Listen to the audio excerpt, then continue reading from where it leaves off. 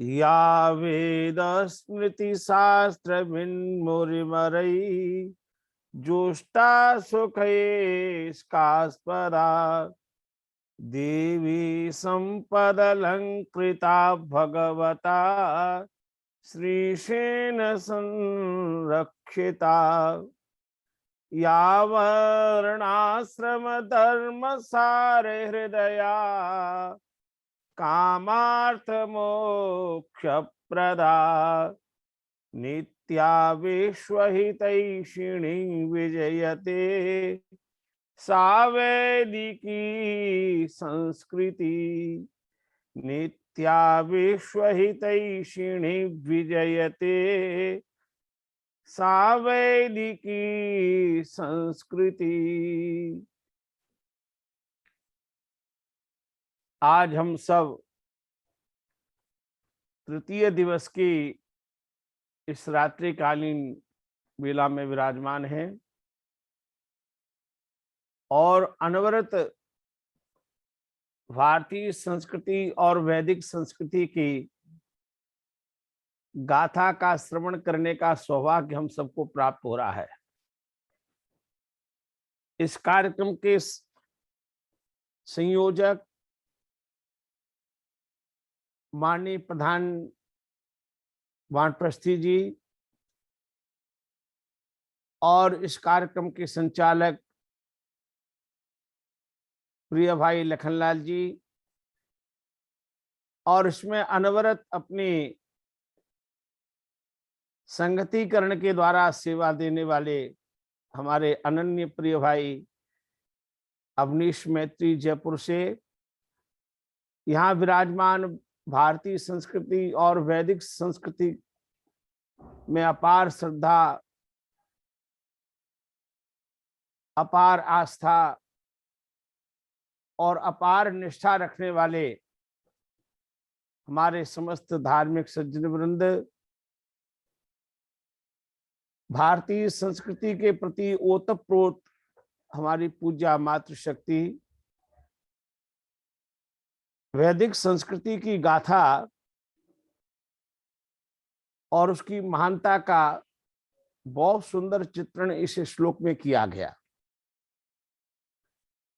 जिसका मैंने अभी पाठ किया। संस्कृत के कवियों ने वैदिक संस्कृति का गायन गाते हुए कहा, या वेद स्मृति शास्त्र विन मुनिवरी जुष्टा सुखी स्कास्पदा। जो वैदिक संस्कृति, वेद, स्मृति, शास्त्र और हमारे तपापूत ऋषियों की तपस्या के द्वारा जो सुख का स्वरूप, सुख का विस्तार, आनंद के महान दिव्य स्वरूप को प्रस्तुत करने वाली यह वैदिक संस्कृति है। और देवी संपद अलंकृता, देवी संपत्ति से विभूषित यह हमारी वैदिक संस्कृति है। वर्णाश्रम सार हृदया, हमारी इस वैदिक संस्कृति का प्राण तत्व है इसकी वर्णाश्रम व्यवस्था, इसकी आश्रम व्यवस्था, और इसमें धर्म का मूल तत्व जो सार रूप में निहित है। कामार्थ मोक्ष प्रदा, और हमारी वैदिक संस्कृति के एक अन्यतम विशेषता है पुरुषार्थ चतुष्टय, धर्म, अर्थ, काम और मोक्ष का प्रतिपादन। यह लौकिक और पारलौकिक, निश्रेयस और प्रेयस,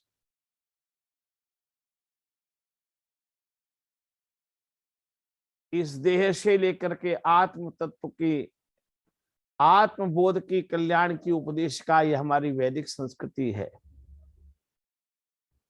और यह वैदिक संस्कृति एक व्यक्ति की नहीं, व्यष्टि से लेकर के समष्टि को ओर ले जाने वाली है। नित्या विश्वहितैषिणी विजयते सा वैदिकी संस्कृति।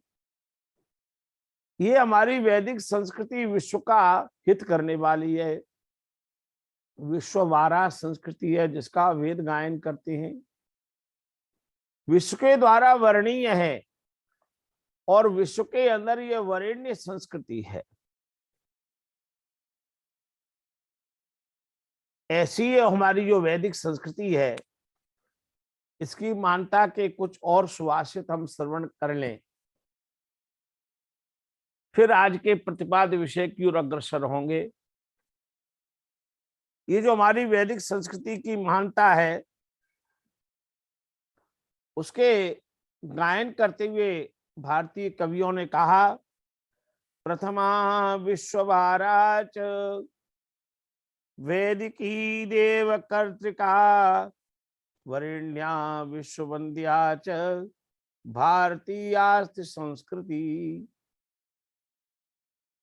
उत्तरे हिमवान शैलो दक्षिणे च महार्णव भारतम च तयो मध्ये भारती तत्र संस्कृति। गीता गंगा च गायत्री गकारास्त्रय दुर्लभा विलसन्ते तास्तत्र भारती यत्र संस्कृति। और ये हमारी वैदिक संस्कृति की महानता क्या है, जिसमें गीता गंगा गायत्री तीन गकारों की महिमा है।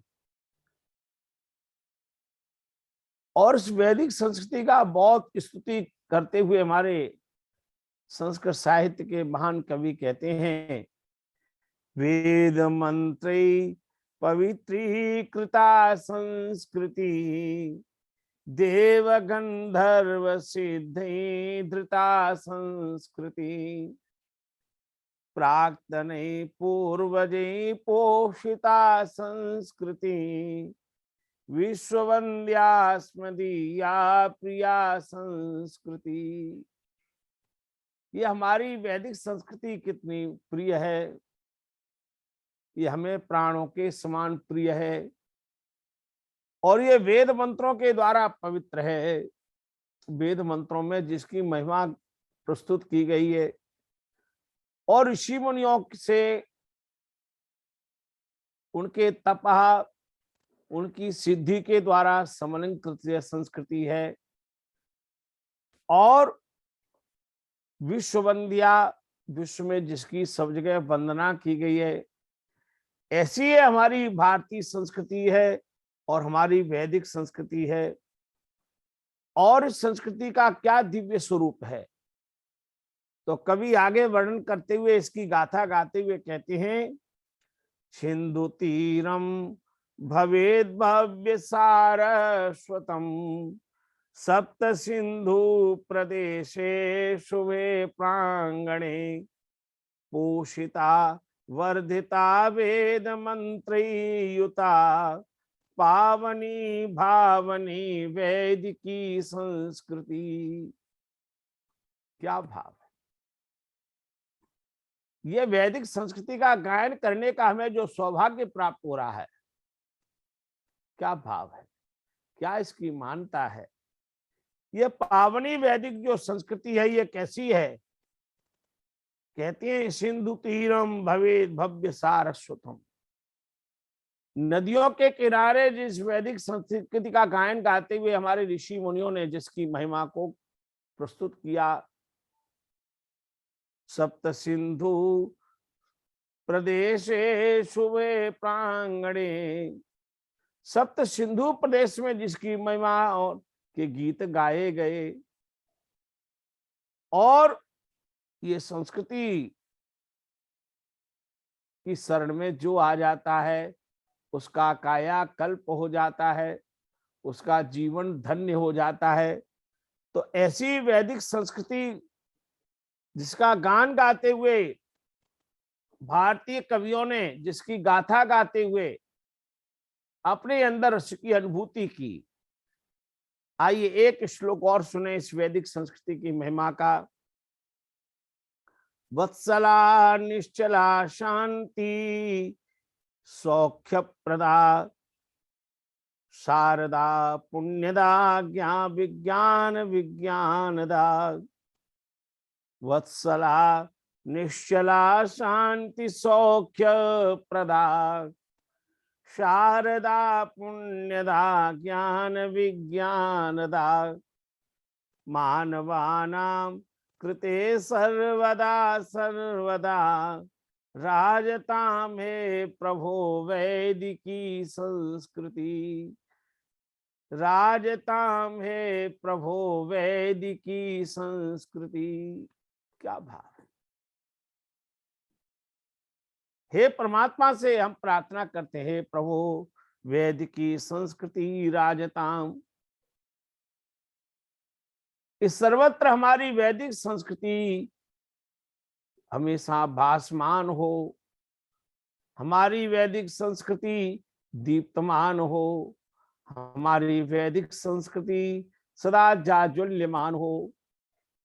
और ये कैसी है, वत्सला है, निश्चला है, शांति और सौख्य को वर्धन करने वाली है, और ये पुण्यदा ज्ञान और विज्ञान को उत्कर्ष को बढ़ाने वाली है, और मानवानाम कृते सर्वदा सर्वदा सर्वम ददाति सर्वदा, यह मानव मात्र को सब कुछ देने वाली है।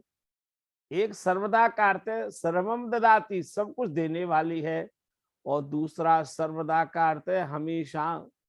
एक सर्वदा अव्यय पद है। तो कवि ने कितना सुंदर भाव प्रस्तुत किया। ये मेरी जो वैदिक संस्कृति है, ये वैदिक संस्कृति कितनी महान है, सब कुछ देने वाली है, और ऐसी मेरी ये जो पुण्य की संस्कृति है, ये इतनी महानता से परिपूर्ण है। तो आइए इस वैदिक संस्कृति का हमने एक सुंदर गान सुना, और इस वैदिक संस्कृति के अंदर 3 भावों का हम विचार चिंतन करेंगे। स्तुति, प्रार्थना, उपासना के द्वारा ईश्वर भक्ति। मैं देख रहा हूं बहुत से सज्जनों ने अपना वीडियो खोला हुआ है, और उसमें बहुत सारी क्रियाएं कुछ ऐसी कर रहे हैं जो देखने में थोड़ा अच्छा नहीं लग रहा। तो मेरी प्रार्थना है, जिनके वीडियो इस तरह से खुले हुए हैं और वहां अनावश्यक बहुत सारी चीजें दिखाई देती हैं, तो वो ठीक नहीं है। कृपया करके वो अपना वीडियो बंद कर ले, कुछ खाते हुए पीते हुए। तो जब हम सत्संग में बैठे तो हमें ठीक तरह से बैठना चाहिए। और यदि आपको लग रहा है कि आप कुछ भोजन करते हुए सुन रहे हैं, कुछ खाते हुए सुन रहे हैं, तो उसमें व्यावहारिक अपना वीडियो बंद कर लीजिए। फिर आप केवल मात्र सुनिए ध्यान से, और जब आप वीडियो खोलने तो फिर एकाग्र भाव से सामने बैठिए, जिससे दूसरों को, देखने वालों को अच्छा लगे। ऐसी मेरी सभी से प्रार्थना है।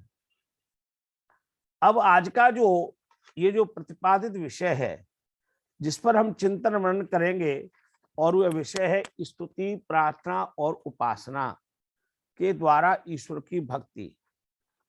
तो इसमें पहला शब्द है स्तुति। स्तुति शब्द की व्याकरण के आधार पर जो संरचना है, उसमें स्तु धातु कितन प्रत्यय का प्रयोग करेंगे।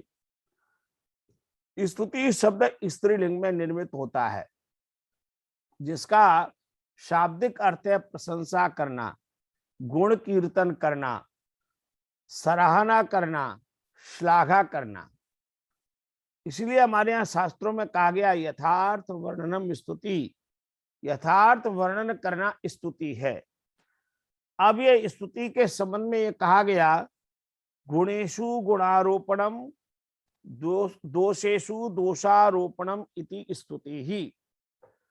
गुणों में गुणों का आरोपण करना, और दोषों में दोषों का, अर्थात जो जैसा है उसे वैसा ही जानना, सुनना और कहना स्तुति कहलाता है। तो स्तुति का जो भाव है, परमात्मा के संबंध में जब हम स्तुति का प्रयोग करते तो परमात्मा जैसा है उसको वैसा जानना, उसको वैसा मानना, और उसका वैसा ही चिंतन करना स्तुति है। अब इन स्तुति की बहुत सुंदर स्वरूप की व्याख्या ऋषि ध्यान जी महाराज ने अपने साहित्य में की है। और वहां महाराज ने कहा कि जब हम स्तुति प्रार्थना उपासना के 8 मंत्रों का पाठ करते हैं वैदिक प्रक्रिया के अंतर्गत,